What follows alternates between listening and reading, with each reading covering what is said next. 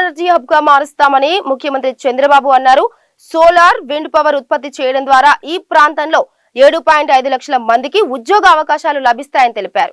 కర్నూలు జిల్లా పుచ్చకాయల మడలో నిర్వహించిన గ్రామ సభలో సీఎం ప్రసంగించారు.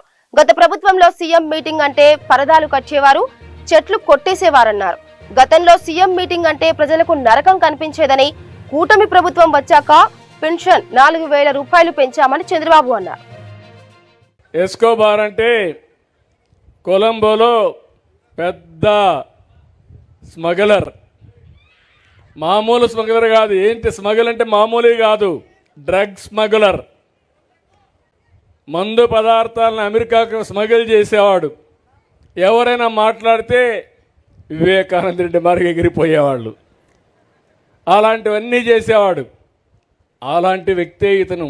నేను చాలామంది నా జీవితంలో రాజకీయాలు చూశాను, కానీ ఇలాంటి వ్యక్తిని ఎప్పుడు నేను చూడలేదు.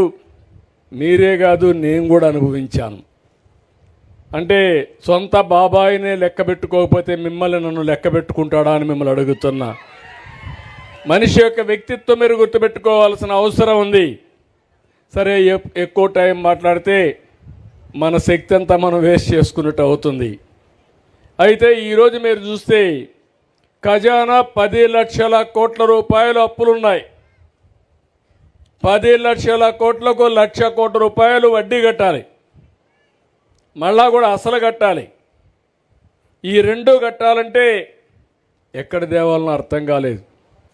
అప్పులు ఇచ్చే మార్గం లేదు. కానీ మీరు ఒక మంచి పని చేశారు. 93% అభ్యర్థులు గెలిపించారు. 21 మందిని ఎంపీలు గెలిపించారు. ఆ ఎంపీలే మన పట్ల ఈరోజు సంజీవనిగా మారింది. కేంద్రంలో పనులు చేసే విధానానికి శ్రీకారం చుట్టాం. మీరు కానీ 21 మందిని గెలిపించకపోయి ఉంటే ఈరోజు నేను ఎంత కష్టపడినా మిమ్మల్ని పైకి తీసుకొచ్చడానికి వీలయ్యేది కాదు. చెయ్యరాని పాపాలు చేశాడు, చేయరాని తప్పులు చేశారు, ఎవరు దోచుకోని విధంగా దోపిడీ చేశారు. అన్నీ కలిసి ఆ పాపాలు మీ పట్ల శాపాలుగా మారాయి. ఆ శాపాలను తొలగించి ఈరోజు ముందుకు పోవాలంటే ఎక్కడ లేని శ్రమ ఉంది. కానీ నాకు ఒక ఆలోచన ఉంది. ఇవన్నీ తాత్కాలికం.